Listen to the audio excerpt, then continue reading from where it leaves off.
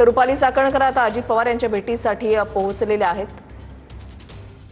रुपाली चाकणकर आणि रुपाली ठोंबरे पाटील यांच्यामधला वाद हा काही दिवसांपूर्वी निर्माण झालेला होता आणि त्यावरून अजित पवार यांनी रुपाली ठोंबरे पाटील आणि रुपाली चाकणकर या दोघींना सुद्धा सूचना केलेल्या होत्या। माझं सर्व गोष्टींवर लक्ष असतं असं अजित पवारांकडून बैठकीमध्येच सांगण्यात आलेलं होतं।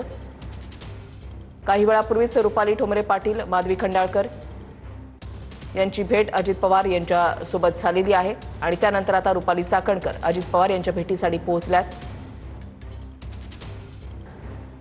आगामी निवडणुकांच्या दृष्टिकोनातून पदाधिकाऱ्यांच्या कार्यकर्त्यांच्या बैठकांचं सत्र हे सध्या प्रत्येक पक्षाकडून सुरू आहे आणि तसंच अजित पवारांच्या राष्ट्रवादीची तयारी सुद्धा त्याच पद्धतीने सुरू आहे।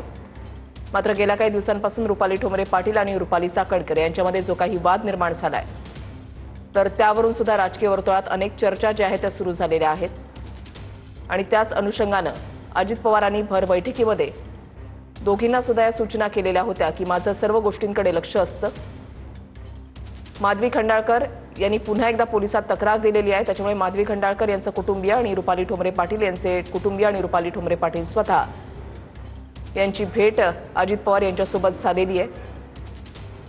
त्या भेटीच्या नंतर आता रुपाली चाकणकर अजित पवार यांच्या भेटीसाठी पुण्यामध्ये पोहोचलेले आहेत। प्रदीप कापसे आमचे प्रतिनिधी आमच्या सोबत आहेत, अधिक माहिती जाणून घेणार आहोत। प्रदीप, सध्या आपण पाहतोय की राज्य महिला आयोगाच्या अध्यक्ष ज्या आहेत रुपाली चाकणकर त्या पक्ष कार्यालयामध्ये दाखल झालेल्या आहेत। थोड्या वेळापूर्वी रुपाली पाटील माधवी खंडाळकर या अजित पवारांच्या भेटीसाठी आलेल्या होत्या, मात्र रुपाली पाटील निघून गेल्यानंतर राज्य महिला आयोगाच्या अध्यक्ष रुपाली चाकणकर त्या पक्ष कार्यालयामध्ये दाखल झालेले आहेत। थोड्याच वेळात त्या अजित पवारांची भेट घेतील। अजित पवार जे आहेत ते ग्रामीण भागामध्ये नगर परिषदा त्याचबरोबर नगरपंचायत निवडणुकीसाठी आढावा बैठक जी आहे ते घेत आहेत। त्या बैठकीसाठी स्वतः ते हजेरी लावतील। मात्र आज रुपाली चाकणकर आणि अजित दादा यांच्यामध्ये काय संवाद होतो काही पाहणं महत्त्वाचं असणार आहे। मात्र रुपाली पाटील यांनी चाकणकरांवरती आरोप केलेले आहेत की माधवी खंडाळकर यांनी जे आरोप केले होते की रुपाली पाटील यांच्या बहिणीनं मला मारहाण केली, ती व्यक्ती जी आहे ती रुपाली चाकणकरांनी उभी केलेली आहे।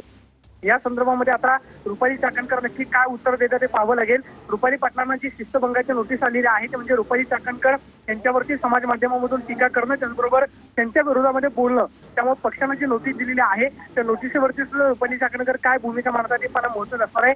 मात्र राष्ट्रवादीमध्ये रुपाली पाटील विरुद्ध रुपाली चाकणकर हा जो वाद पाहायला मिळतोय त्यावरती सुद्धा अजित पवार काय तोडगा काढतात हे पाहणं महत्त्वाचं असणार आहे। काही वेळापूर्वी रुपाली पाटलांनी भेट जी आहे ती घेतलेली होती, आता रुपाली चाकणकर पक्ष कार्यालयामध्ये आलेले आहेत, त्यामुळे अजित पवार पुण्यातला हा वाद मिटवतात ते पाहणं महत्त्वाचं असणार।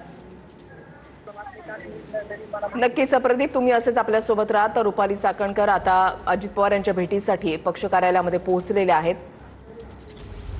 अजित पवार यावेळेला त्यांना काय सूचना देतात, काय म्हणतात, काय सांगतात हे पाहणं देखील तितकंच महत्त्वाचं असेल। धन्यवाद प्रदीप दिलेल्या सविस्तर माहितीसाठी।